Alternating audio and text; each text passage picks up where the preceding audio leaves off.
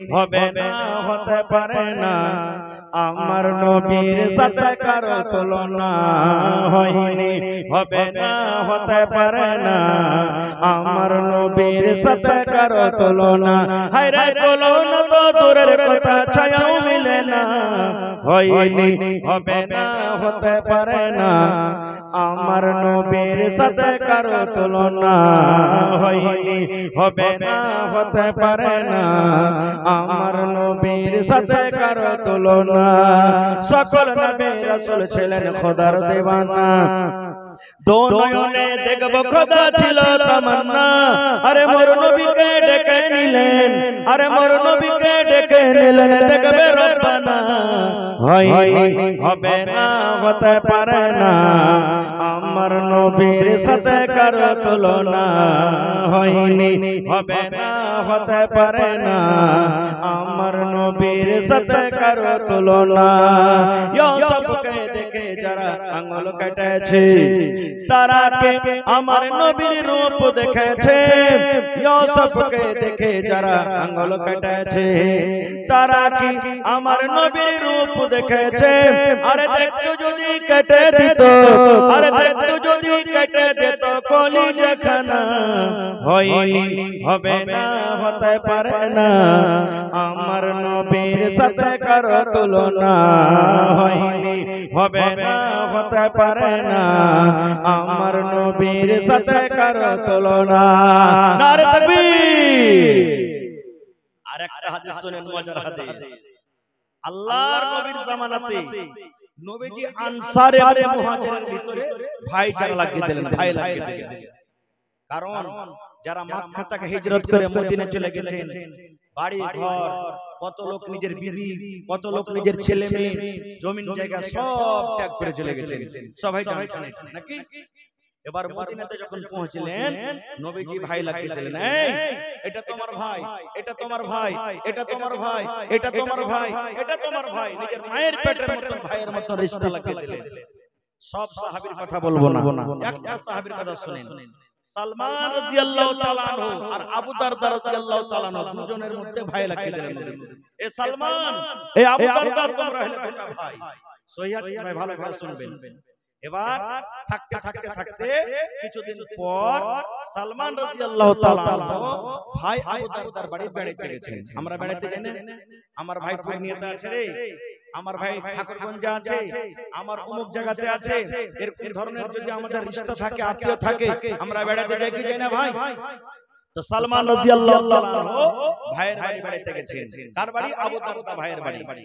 এবার যখন বাড়িতে গেলেন সালাম চাইলেন পারমিশন নিলেন ইজাজত দেওয়া হলো বাড়িতে ঢুকলেন তো বাড়িতে ওর ভাবি আছে আবু দারদার স্ত্রী বাড়িতে আছে ভাই নাই বাড়িতে এবারে সালমান বলছেন আমি আমার ভাবিকে জিজ্ঞাসা করলাম যে ভাবি ভাই কই বলছে ভাই রে তোমার ভাই মাঠে কাম কাজ করতে গেছে তুমি কইছো এক্ষুনি মনে হয় বাড়িতে ঢুকছেন নাকি এবারে সালমান বলছেন ওর ভাবিকে হ্যাঁ গে ভাবি ব্যাপার কি কিছু বুঝতে পারি না বলছে কি রে ভাই বলছে যে ভাই বাড়িতে আছে আর তুমি দেখো কত পুরাতন কাপড় পিন্ধে আছো কাপড়টা ভালো নাই মাথার চুলগুলা উস্কো খুস্কো হয়ে আছে সিধা করে নাও মুখে পাউডার লাগিয়ে নাও মুখটাকে তোমার চিকন করে রাখনি এই তোমার দেখো শরীরে মাথাতে চুলে তোমার চিরুনি করা নাই তুমি একটা স্বামীর সামনে যেরকম একটা মহিলাকে থাকা দরকার এই মতো তুমি চিকন চাকন হয়ে নাও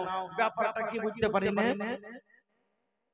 যখন কথাটা বলা এবারে আবু দারদার স্ত্রী বললেন কার জন্য আমি সাজবো রে ভাই কে আমার সাজো দেখবে কার জন্য আমি সাজবো কার জন্য আমি নতুন কাপড় পরবো কে আমার সাজ দেখবে কার জন্য আমি ভাইরে চিরুনি করব কার জন্য আমি চোখে সুরমা লাগিয়ে রাখবো কার জন্য আমি কাজল লাগিয়ে রাখবো কার জন্য আমি সেন্ট ওয়ালা তেল লাগিয়ে রাখবো কার জন্য আমি আতর লাগিয়ে রাখবো কে আমাকে দেখবে আমি কাকে এগুলা দেখাবো রে ভাই কে বলছেন আবু দারদার স্ত্রী সালমানকে বলছেন কাকে দেখাবো রে ভাই কে দেখবে আমার এগুলা চোখে সুরমা লাগা মাথাতে চিরুনি করা নতুন কাপড় পাউডার মাখা কে দেখবে বলছে কেমন কথা বলছিস কে ভাবি, ভাই দেখবে।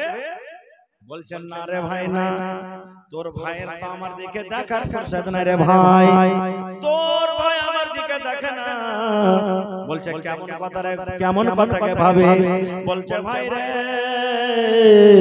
তোর ভাই আবু দারদা যে আছে জীবনে কোনোদিন রোজা ছাড়ে না, রোজা চালিয়ে যায়, রোজা চালিয়ে যায়, না ফল রোজা চালায়।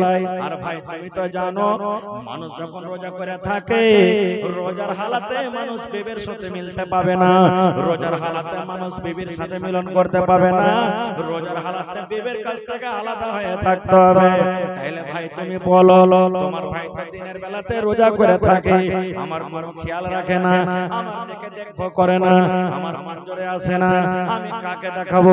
বলছে ভাবিকে রাতের বেলাতে তুমি সাজা থাকবে ভাইয়ের জন্য। বলছে ভাই রে, রাতের বেলাতে তোমার ভাই তাহাজ্জুদের নামাজ পড়ে পড়ে রাতটাকে কাটিয়ে দেয়, আমার বিছানায় রাতের বেলাতে আসে না। তাইলে ভাই রে, দিনের বেলাতে রোজা রাখে আর রাতের বেলাতে তাহাজ্জুদের নামাজ পড়ে পড়ে রাত কাটিয়ে দেয়, তোমার ভাই আমার বিছানায় আসে না। কার জন্য সাজবো? দিনের বেলাতে রোজা আর রাতের বেলাতে তাহাজ্জুদ, বিছানায় আসে না, আমার পাঞ্জরে আসে না। তখন সালমান রাদিয়াল্লাহু তাআলা বলছেন, আচ্ছা এই ব্যাপার, এই হাদিস থেকে আমরা কি বুঝতে পারলাম ভাই? স্ত্রীকে কার জন্য সাজতে হবে একটু বলেন তো আপনারা, মুখ খুলে জোরে বলে। স্বামীর জন্য নাকি? কিন্তু আপনাদের এলাকাতে আছে কিনা জানি না, বেশিরভাগ এলাকাতে, আমাদের এলাকাতে দেখতে পাচ্ছি পুরুষের জন্য মহিলারা খুব কম সাজবে নাকি। এই যে দেখেন জালসা শুনতে এসে ফের মা খালরা রাগ দেখো, জালসা শুনতে এসে সুবহানাল্লাহ নতুন কাপড় পিনতে এসে, কুটুম বাড়ি যাবে, বাড়িতে হাজী আব্দুল্লাহর মা, কাল যাবো ওর বাড়ি বাড়িতে, ভাইয়ের বাড়ি যাবো, মায়ের বাড়ি যাবো, বিয়ের বাড়ি যাবো, বেড়াইতে এখানটা নতুন কাপড় গালা দিবে নাকি না? বরযাত্রী যাবে, বরযাত্রী যায় মহিলারা, বরযাত্রী যাবে, হাজী আব্দুল্লাহর বিয়ে লেগেছে, কাল যে বরে যাব, এখানটা ভালো কাপড় গালা নেই তো কি পিন্ধে যাব? 1000 টাকা দামের শাড়ি কিনে দিবে, ও বিয়েকে দেখাতে যাবে, কিন্তু নিজের পুরুষ যে টাকা দিয়ে কিনলে ওকে কিন্তু দেখাবে না, ওর সামনে ওই কালো ঝালো মাখা ছিনা কাপড় খান্ডা খান্ডা। এ আমার মায়েরা খালারা, না, স্বামীর জন্য আপনি হিরোইন হয়ে থাকেন, ঠোঁটে ঠোঁট পালিশ লাগান, আপনি পাউডার লাগান, মুখে কাজল লাগান, সুরমা লাগান, সিটা করে থাকেন, সেন্ট মেরে থাকেন, দামি দামি তেল মেখে থাকেন, স্বামীর জন্য যত সাজতে পারবেন কোনো মানে নেই সেজে থাকেন। কিন্তু ভাইয়েরা কো বলবো, কত ভাই কাঞ্জসি করবে, ওকে সাবুনও কিনে দিবে না, পাউডারও কিনে দিবে না, তেলও কিনে দিবে না, সেন্টও কিনে দিবে না, ভালো মতন আর ইচ্ছা মতন কিছু কিনে দিবে না, বকিলি করবে, তো কেমন করে স্ত্রীকে সাজবে রে ভাই? এজন্য ভাইয়েরা কো বলবো যে নিজের স্ত্রীকে ভালো ভালো ভালো ভালো কিনে দিবেন, যাতে আপনি অপারবেট ছেলে দেখে যেমন আপনার মনটা আগা পিছা করছে, আরে আমার স্ত্রীটা যদি বাড়িতে আমার এরকম থাকতো তো কত ভালো হতো, আপনি আপনার স্ত্রীকে দিবেন ভালো ভালো কিনে, আপনার জন্য রেডি হয়ে থাকবে। খैर যা হোক, তো যখন বললেন যে ভাই কার জন্য সাজবো, তোমার ভাই আবু দারদা দিনের বেলাতে রোজা করে আর রাতের বেলাতে তাহাজ্জুদ নামাজ পড়ে, যখন কথাটা বললেন তখন বললেন ঠিক আছে। ইতিমধ্যে আবু দারদা বাড়ি চলে এসেছেন, আসার পর তখন বলছেন আসসালামু আলাইকুম। ওয়া আলাইকুম আসসালাম। আরে বলতে ভাই এসেছে, সালমান ভাই এসেছে, গলায় গলা মিলিয়ে তখন বলছেন স্ত্রীকে, ভাইকে খাইতে দাও, সালমান ভাইকে খাইতে দাও। বলছে খাইতে দিয়েছি, কিন্তু তোমার ভাই বলছে যে ভাই আবু দারদা বাড়িতে আসবে, তাহলে খাবো না। বলছে খাইতে দাও, খাইতে দিয়েছে, দেওয়ার পর তখন আবু দারদা বলছেন ভাই তুমি খানা খাও ভাই। বলছে তুমি আইছো, বলছে তুমি আইছো, বলছে না ভাই আমি খাবো না। বলছে কেন? বলছে আমি রোজা করে আছি। বলছে কেমন রোজা? বাকি রোজা হতো না। বলছে কেমন রোজা? বলছে নফল রোজা। এবার যখন কথাটা বলা, সালমান রাদিয়াল্লাহু তাআলা বললেন, ও ভাই আবু দারদা, তোমার বাড়িতে কুটুম হয়েছে রে ভাই রে, তুমি যদি আমার সাথে খানা না খাও, আমি সালমান তোমার বাড়িতে খানা খাবো না।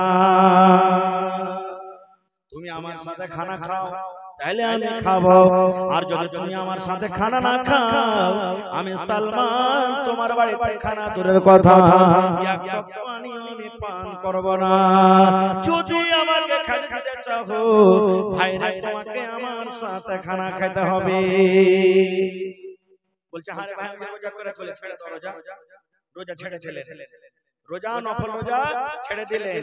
এবার তোর ভাই খানা খাওয়া হলো, দিন কেটে গেল। এবার সন্ধ্যা হলো, মাগরিবের নামাজ হয়ে গেল, এশারের নামাজ হয়ে গেল। এবার এশারের নামাজ পর আবু দারদা সালমানকে বলছেন, সালমান ভাই রে, এই রুমটার ভিতরে তুমি আরাম করো, আর আমি মসজিদের ভিতরে চললাম তাহাজ্জুদের নামাজ পড়তে। বলছে যেতে পাবে না এখনো, আমি কি তাহাজ্জুদের নামাজ পড়বো না? আমিও নামাজ পড়বো। এখানে তাহাজ্জুদের নামাজের টাইম হয়নি। আপনারা জানছেন যখন কোন ছেলেরা নতুন বিয়ে করে, বাড়িতে দাদি কিংবা নানি কিংবা ভাবি কিংবা চাচাতো বোন ওর হাত খানটাকে ধরে নতুন বাসর ঘরে ঠেলে দেয়। এরকম হয় না যে যা তুই রাতটা কাটা, এখন আরামের রাত কাটা, তুই আরামের ঘুম ঘুমা। এই মতো সালমান রাদিয়াল্লাহু তাআলা আনহু ভাই আবু দারদার হাত খানটাকে ধরে যে ঘরে ওর ভাবি আছে দিলে ঠেলার ভিতর থেকে ঠেলে দিলে, আর যা বলছে যাও তুমি আরাম করো, যখন নামাজের টাইম হবে আমি তোমাকে চাকিয়ে দেব।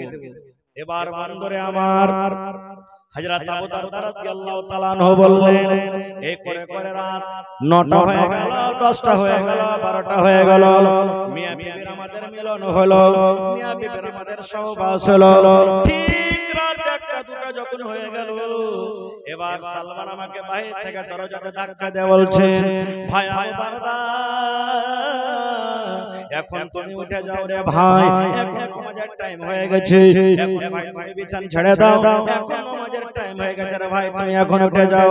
এবার আবু দারদা বললেন, আমি ফরজ গোসল করলাম, ফরজ গোসল করার পর আমরা ভাই তাহাজ্জুদের নামাজ পড়লাম। এবার আমাকে বললেন, ও ভাই আবু দারদা তুমি শুনে নাও ভাই রে, শুনে নাও, ও আমার দরদি ভাই তুমি শুনে নাও রে ভাই, তোমাকে আল্লাহ রাব্বুল আলামিন চোখ দান করেছে, এই চোখকে তোমাকে আরাম দিতে হবে রে ভাই, তোমাকে চোখকে আরাম দিতে হবে। আল্লাহ তোমাকে যে বডি দান করেছেন, এই বডিকে আল্লাহ আরাম করার জন্য দিয়েছেন, আরামও করতে হবে। আল্লাহ যে রাতটা দিয়েছেন, রাতের বেলাতে তোমাকে আরাম করতে হবে। আল্লাহ তোমাকে সুন্দর গোলাপ ফুলের মতন স্ত্রীটা দিয়েছে, স্ত্রীর তোমাকে হক আদায় করতে হবে, স্ত্রীর পাঞ্জরে তোমাকে ঘুমাইতে হবে, স্ত্রীর পাঞ্জরে তোমাকে ভালো মন্দ গল্প করতে হবে। তোমার বাড়িতে যদি মেহমান চলে আসে, মেহমানের সাথে তোমাকে খানা খাইতে হবে, মেহমানের সাথে ভালো মন্দ গল্প করতে হবে। তুমি আল্লাহর হক আদায় করবে, মেহমানের তুমি হক আদায় করবে না, তুমি বিবির হক আদায় করবে না, তুমি চোখকে আরাম দেবে না। সমস্ত হককে বাদ দিয়ে তুমি যদি এক আল্লাহর হক আদায় করো, এরকম ইবাদতে আল্লাহ রাজি হবে না, এরকম ইবাদতে আল্লাহ রাজি হবে না, এরকম ইবাদতে আল্লাহ রাজি হবে না। যাও তোমাকে চোখকে আরাম দিতে হবে, মেহমানের হক আদায় করতে হবে, বিবির হক আদায় করতে হবে, সমস্ত কিছুর হক আদায় করতে হবে, তাহলে তোমার আমল আল্লাহর কাছে কবুল হবে। না হলে সমস্ত লোকের হক বাদ দিয়ে তুমি এক আল্লাহর হক আদায় করবে, এরকম ইবাদতে আল্লাহ রাজি হবে না। আবু দারদা বলছেন, ফজরের নামাজের পর আমি নবীর কাছে চলে গেলাম, আর আমার সাথে যা ঘটনা ঘটেছে নবীকে সব কথা আমি বলে দিলাম। এবার নবী তখন বলছেন, আবু দারদা সাদাকা সালমান, সালমান ঠিকই বলেছে তোমাকে, ঠিকই তোমাকে বলেছে। তো ভাই আমরা এই হাদিস থেকে বুঝতে পারলাম কি, ইবাদত বান্দেগি করতে গেলে আল্লাহ তাবারাক ওয়া তাআলার রাসূলের অনুসরণ করে করতে হবে। আমরা কাহির হক মারবো আর কাহির হক মেরে আল্লাহর ইবাদত করব, এর ইবাদত আল্লাহ কবুল করবেন না। আরেকটু আগে চলেন, আপনাদের এলাকাতে, আপনাদের এই এলাকাতে মহিলারা ঈদ বকরিদের নামাজ কোথায় পড়েন ভাই? ঈদগাহে না মসজিদে? জোরে বলেন। মসজিদের ভিতরে নাকি? এই মসজিদে পড়ার কিন্তু প্রমাণ নেই। মহিলাদের ব্যবস্থা করতে হবে আপনাদেরকে, মহিলাদের ব্যবস্থা করতে হবে। এবং মা খালাদেরকে বলবো, এ আমার মায়েরা খালারা, আপনাদের জন্য একটা খুব মজার হাদিস নিয়ে যাচ্ছে গে মা। আল্লাহর নবীর জামানাতে এক মহিলা সুবহানাল্লাহ নিজের স্বামীর উপরে কেস করতে চলে গেছে। আজকে ভাই ভাই লড়াই হয়, ভাই ভাই ঝগড়া হয়, মানুষ কেস করতে যায় থানাতে, কোর্টে। নবীর দরবারে এক মহিলা নিজের পুরুষের উপরে কেস করতে চলে গেছে। কেমন কেস? আমাকে ভাত কাপড় দেয় না, জি না। আমাকে ভালো মন্দ খেতে দেয় না, জি না। আমাকে বাড়ি বাড়ি খরচ করে, জি না। কিসের কেস? এ আমার মায়েরা খালারা ভাইরা শুনেন, সেই মহিলা বলছেন, আমার স্বামীর নাম হলো সাফওয়ান বিন মুআত্তাল, আমি স্বামীর ব্যাপারে নবীর দরবারে কেস করতে গেলাম, কেস করতে যদি যাচ্ছি দেখছি নবীর পাঞ্জরে আমার স্বামী বসে আছে। আপনারা যেমন বসে আছেন, নবীর জামানাতে মজলিস লেখা আছে, সেই মহিলা বলছেন আমি চলে গেলাম ভালোভাবে পর্দাশীল হয়ে নবীর দরবারে। এবার দেখছি আমার স্বামী কিন্তু নবীর পাঞ্জরে বসে আছে। এবার মনে মনে বলছেন আল্লাহ, যার ব্যাপারে কেস করব সে কে নিয়ে এসেছি, সে আমার স্বামী তো নবীর পাঞ্জরে বসে আছে, আল্লাহ কি করব এখন? বলছেন না, যা হবে পরে হবে, কিন্তু আমি নবীর দরবারে এসেছি শেখাত করে যাব। কি শেখাত? সে মহিলা বলছেন আসসালামু আলাইকুম ওয়া রাহমাতুল্লাহ। আল্লাহ রাসূল বলছেন ওয়া আলাইকুম আসসালাম ওয়া রাহমাতুল্লাহ। কি ব্যাপার? এ আমার মায়েরা খালারা ভাইরা শুনেন। এবারে সেই মহিলা বললেন ইয়া রাসূলুল্লাহ, আল্লাহর নবী গো, আমার স্বামী সাফওয়ান বিন মুআত্তাল গো নবী যে আপনার পাঞ্জরে বসে আছে, নবী গো তার ব্যাপারে তিনখানা আমি শিকায়ত নিয়ে এসেছি। এই যে আমার স্বামী সাফওয়ান বিন মুআত্তাল আপনার পাঞ্জরে বসে আছেন, তার ব্যাপারে তিনখানা আমি কেস করতে এসেছি গো নবীজি। এক নম্বর কেস হলো, আমি যখন নামাজ পড়ি, আমি নামাজ যখন পড়ি, হয়তো আমি তাশাহুদে থাকি, কিংবা হয়তো আমি রুকুতে থাকি, কিংবা নামাজ আমি দাঁড়িয়ে থাকি, নবী গো আমার স্বামী আমাকে নামাজের হালাতে মারে, আমাকে কিলের বাড়ি মারে, আমাকে ফাটের বাড়ি মারে, নামাজের হালাতে আমাকে মারে, আর বলে বিবি রে নামাজ ছেড়ে দে, তোকে নামাজ পড়তে হবে না। দুই নম্বর নবী গো, আমি যখন রোজা রাখি, আমার রোজাটাকে ভেঙে দেয়, ছাতু মুখে দিয়ে দেয়, কিংবা পানি দিয়ে দেয়, কিংবা মুখে খাজুর দিয়ে দেয়, কিংবা নবী গো আমাকে আগে থেকে বিছানার দিকে আমাকে উঠিয়ে নিয়ে চলে যায়, আর বিছানায় উঠিয়ে নেওয়ার পর আমার সাথে সহবাস করার পর আমার রোজাটাকে ভেঙে দেয়। নবী গো তিন নম্বর শিকায়ত হলো, আমার স্বামী সাফওয়ান ফজরের নামাজ পড়েন যখন সূর্য উঠে যায়। কয়টা হলো? তিনখানা কেস হয়ে গেল। এক নম্বর রাসূল বললেন, সেই মহিলা বলছেন নবী গো আমি নামাজ পড়ি, আমার স্বামী নামাজের হালাতে মারে, আর বলে বিবি রে নামাজ ছেড়ে দে। দুই নম্বরে আমার মুখে খাজুর দিয়ে কিংবা পানি দিয়ে, কিংবা আমাকে বিছানায় উঠিয়ে নিয়ে চলে যায়, আর যাওয়ার পর আমার রোজাটাকে ভেঙে দেয়, আর বলে বিবি রে তোকে রোজা রাখতে হবে না। তিন নম্বরে নবী গো আমার স্বামী ফজরের নামাজ পড়ে যখন সূর্য উঠে যায়, সূর্য ওঠার আগে আমার স্বামী ফজরের নামাজ পড়ে না। সুবহানাল্লাহ। তিন দিন শিকায়ত হয়ে গেল। এবার নবীজি তার স্বামীকে বলছেন সাফওয়ানকে, আরে বাবা সাফওয়ান, তোমার স্ত্রী তোমার ব্যাপারে 3 ঘন্টা শিকায়ত করেছে, কেস করেছে, এগুলা কেমন করে বাবা, সত্য না মিথ্যা? এই জামানার যদি আমরা পুরুষ হতাম তো কি বলতাম? চোখ মুখকে লাল করে একবারে দাঁত কোটাকে একবারে কড়মড় করে বলতাম, হালের বেটি হালে তোকে কাপড় দিচ্ছি, খাইতে দিচ্ছি, পিনতে দিচ্ছি, আর তুই আমার ব্যাপারে সেফেট করতে দিচ্ছিস, চল তোকে বাড়িতে যা, তোকে দেখছি ধুর মুজে তোকে ধুর ধুর, এই কথাটাই বলতাম।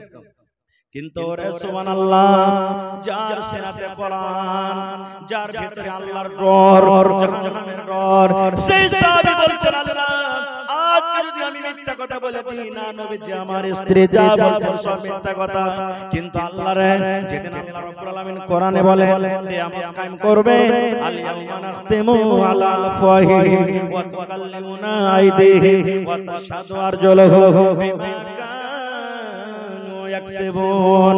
আল্লাহ কিয়ামতের দিন মানুষের মুখে মোহর লাগিয়ে দেবেন, আল্লাহ সেই মোহর মুখে লাগিয়ে দিবেন, মানুষের মুখে কথা বলতে পারবে না, মানুষের হাতে সেদিন কথা বলবে, পায়ে গাওয়া দিয়ে দিবে, বিমা কানু ইয়াকসিবুন, যা দুনিয়াতে আমরা আমল করব। এইবারে সেই সাহাবী বলছেন হুজুর আমার স্ত্রী আমার ব্যাপারে যা বলেছেন সব ঠিক বলেছে, একটা মিথ্যা নয়, একটা মিথ্যা নয়, যা বলেছে আমার ব্যাপারে সব সত্য বলেছে। এবার নবীজি বলছেন, আরে বাবা নামাজ হচ্ছে আল্লাহর একটা ইবাদত, তো নামাজের হালাতে তোমার স্ত্রীকে কেন মারো রে বাবা?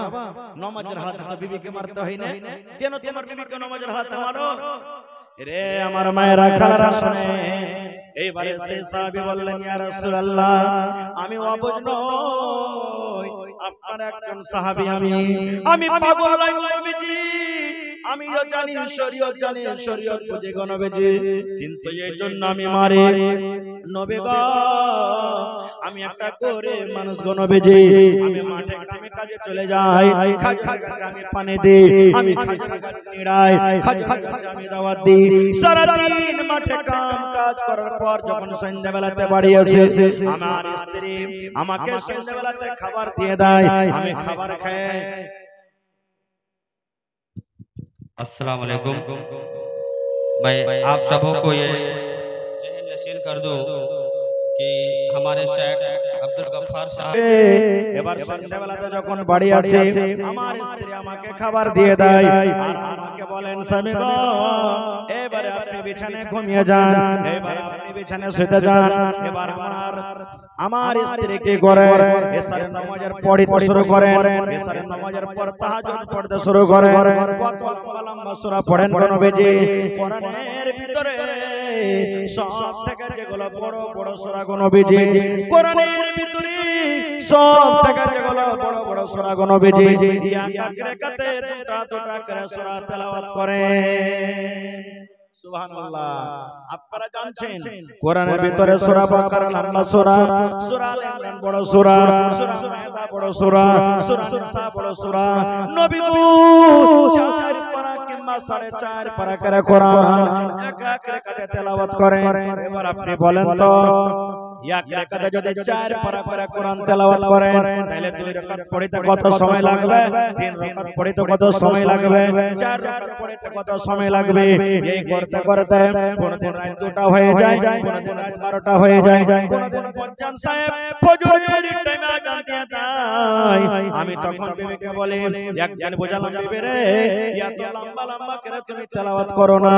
এই আমার বিবি শোনো, আমি একটা গরিব মানুষ, মাঠে আমি কাম কাজ করি, তুমি আমার বিছানাতে তুমি আইছো, আমার বিছানাতে তুমি আরাম করো, আমার মাথাখানে তুমি একটু ঘুমাও, আমার মাথাতে একটু তেল দিয়ে দাও, গা হাতে তুমি একটু তাল দিয়ে দাও, গা হাতে তুমি একটু মালিশ করে দাও। কিন্তু নবী গো, আমার স্ত্রী আমার কথা মানে না, আমার কথা শুনে না। আমি একদিন বোঝালাম, 2 দিন বোঝালাম, 3 দিন বোঝালাম, 5 দিন বোঝালাম, আমার কথা শুনে আমার বিছানায় যখন না আসে গো নবীজি, এদিকে আমার বিছানায় ঘুম আসে না, মন খান আমার চটচট চটচট করে, রাতের বেলাতে আমার ঘুম আসে না, নামাজ যখন না ছাড়ে, আমি তখন আমার বিবিকে মারি আর বলি, বিবি নামাজ ছেড়ে দাও, তোমাকে নামাজ পড়তে হবে না। লম্বা লম্বা তেলাওয়াত করে আমার বিছানায় আসে না, এই জন্য আমি তাকে মারি। ভাই একটু এই হাদিসটা বুঝবেন কি, যে সাফওয়ান বিন মুআত্তালের স্ত্রীর কত কোরআন মুখস্থ ছিল, এক রাকাতে 2টা করে সূরা মানে 4 পারা 5 পারা করে কোরআন তেলাওয়াত করতেন।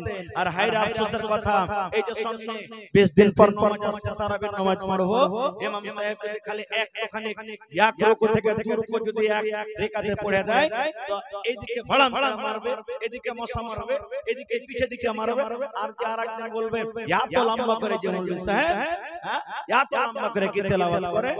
সুবহানাল্লাহ। এই আমার ভাইরা মায়েরা খালারা, তাহলে এই হাদিস থেকে আমরা বুঝলাম যে আমাদের ওই জামানাতে মহিলাদের কত কোরআন মুখস্থ ছিল, ভাই কত কোরআন পড়িতে তারা জানতেন। এই জন্য ভাই বানাত মাদ্রাসার দরকার আছে, মহিলা মাদ্রাসার দরকার আছে, বেটি ছেলের মাদ্রাসার দরকার আছে। বেটি ছেলে যদি না পড়ান, একটা পরিবার মুরুখে থাকবে, কামার হয়ে থাকবে। একটা পরিবার নিজের ছেলে মেয়েকে ভালোভাবে কিভাবে চালাবে সে কিন্তু জানতে পারবে না। না হলে यार आगो আমি জালসাতে বলেছি কোন জায়গাতে, আজকে আমি বলছি, আজকে এই যে আমার বর্তমান যুগের মায়েরা খালারা বোনেরা পড়ালেখা হওয়ার কারণে মেলায় দিনের কথা বুঝছে, শিখছে, বলছে, না হলে 15-20 বছর আগে যখন আমার মা খালারা নিজের বেটা বেটিকে রাতের বেলাতে পেশাব করতে উঠাইতো, তখন ওরা কে দোয়া শিখাইতো। কি দোয়া জানেন? ছেলে ছেলেতে বিছানায় পেশাব না করে দেয়, এক বাত্তা, দো বাত্তা, তিন বাত্তা, ঘর সত্তা, বাহির বাহিরতা বলতো না, এই দোয়া শিখাইতো, এক বাত্তা, দো বাত্তা, তিন বাত্তা, ঘর সত্তা, বাহির মত্তা। এই দোয়া আমার মায়েরা খালারা শিখালছেন, কিন্তু মাকে বলবো মারে এটা দোয়া নয় গো মা, এটা হাদিসের কথা নয়, এটা কোরআনের কথা নয়, এটা মানুষের কথা।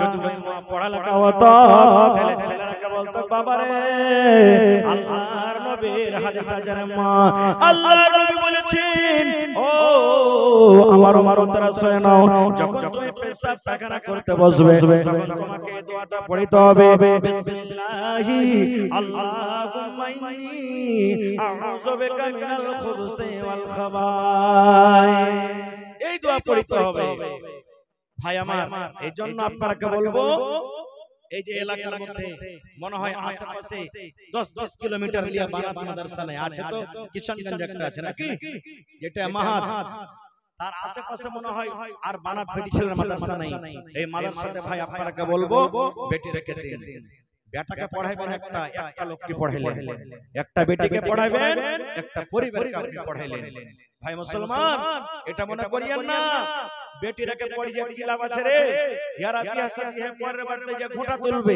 পরের বাড়িতে যে ছাই তুলবে পরের বাড়িতে যে গোবর তুলবে পরের বাড়িতে ঝাড়ি দিবে বেটি রেখে পড়িয়ে কি লাভ আছে না না রে ভাই না নবী বলেছেন ইজা মাতাল ইনসান মানুষ যখন মরে যায় সমস্ত আমল তার বন্ধ হয়ে যায় ইল্লা মিন সালাসাতিন তিনখানা এমন আমল আছে মরার পর আপনার কবরে নিয়ে যাইবে মরে যাবেন কবরে চলে যাবেন এটা কিন্তু বন্ধ হবে না তার মধ্যে একটা হলো ওয়ালাদুন সালিহুন ইয়াদউ লাহু আপনার দুনিয়াতে বেটা আছে দুনিয়াতে আপনার বেটি আছে নেক সন্তান দুনিয়াতে আছে আপনি যখন মরে কবরে চলে যাবেন ওই বেটি যখন বলবে আল্লাহ ওই বেটা যখন বলবে মাবুদ রে আমার আব্বা জান আমাকে কোরআন পড়া শিখিয়েছেন আমার আব্বা জান আমাকে হাদিস পড়া শিখিয়েছেন ওই বেটা যখন বলবে রব্বুল আলামিন আমার আব্বা জান কত কষ্ট করে খেটে খেটে আমাকে পড়িয়ে লিখিয়েছে